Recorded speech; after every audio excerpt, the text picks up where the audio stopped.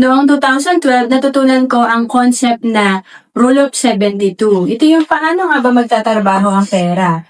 Ang mangyayari dito, 72 divided by interest, kung magkano yung kinikita ng pera natin, makukuha natin yung number of years kung kailan dodoble yung pera natin. Kaya sa sample natin, kung naglalagay tayo sa bank na less than 1% ang kinikita ng pera natin, or 0.25%, 72 divided by 0.25 equals, after 288 years pa, bago dumoble ang pera natin dahil sa interest nito ay maliit.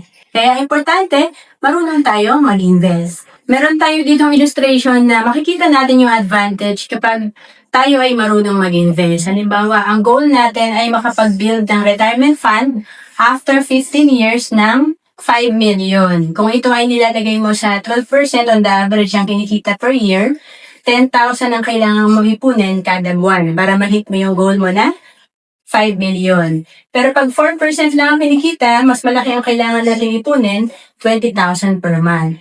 Makikita natin dito na ang laki ng difference kapag ikaw ay marunong mag-invest, mas maliit lang ang kailangan mong ipunin. Kaya naman noong 2012, after ko mag-attend sa seminar, ay talagang nag-start na akong mag-invest.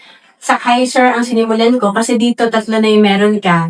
Sa Kaiser meron kang investment, healthcare, at life insurance.